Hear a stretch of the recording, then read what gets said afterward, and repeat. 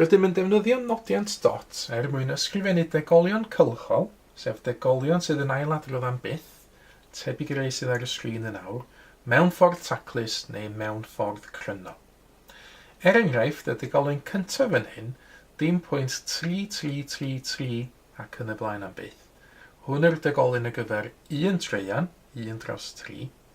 Nawr, yn y nodiant dots, sy'n ni sgwennu'r degolyn yma fel dim pwynt 3 a dot uwch ben y 3. Nawr, mae dot uwch ben digid yn golygu fod y digid yna yn ailadrodd am byth. Felly, dim pwynt 3 dot yn golygu dim pwynt 3 yn ailadrodd am byth.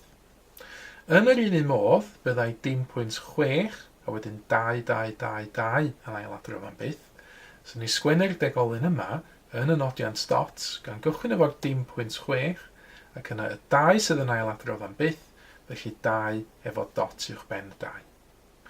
A gyfer dim pwynt 64, 64, 64, 64 ac yn y blaen, dyn ni gweld na'r 64 sydd yn ailadrodd am byth. Felly, yn y nodiant dot, dim pwynt 64 efo dot uwch ben y digid 6 a dot uwch ben y digid 4. Mae hwn yn dangos fod y 64 yn ailadrodd am byth. A gyfer y degolyn nesaf, dim pwynt 713, 713, 713, 713 ac yn y blaen, dyn ni'n gweld na'r digidau 713, 713 sydd yn ailadrodd am byth. Yn y nodiant dot, sy'n ni sgwennu hwn fel dim pwynt 713, a tra hyn, dwi ddim yn rhoi dot uwch ben pob digid sydd yn ailadrodd, ond yr heol yw rhoi dot uwch ben y digid cyntaf sydd yn ailadrodd a'r digid olaf sydd yn ailadrodd.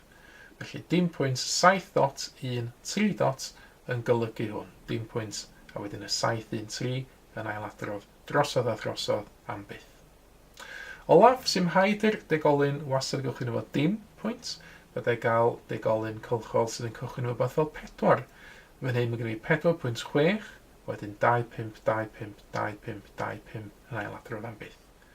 Yn y nodiant dots, sy'n ni sgwennu'r degolyn yma fel 4.6, a wedyn 25 sydd yn ailadrodd, dot uwch ben 2, dot uwch ben y 5. Rhowch chi gynnig arni hi nawr, dyma ni dabl o ddegolion. Triwch chi gwblhau y tabl yma, y degolyn yn ailadrodd ar y chwith, y degolyn yn y nodiant dot ar y dde, ac yna unwaith ydych chi wedi cael amser i feddwl amdan eich atebion eich hun, cymharwch nhw wedyn yn erbyn y rei cywir sydd erbyn awr yn cael ei dangos ar y sgrin. Mae mwy o fideos adolygu ar gael ar ein sianel YouTube Adolygu Mathemateg.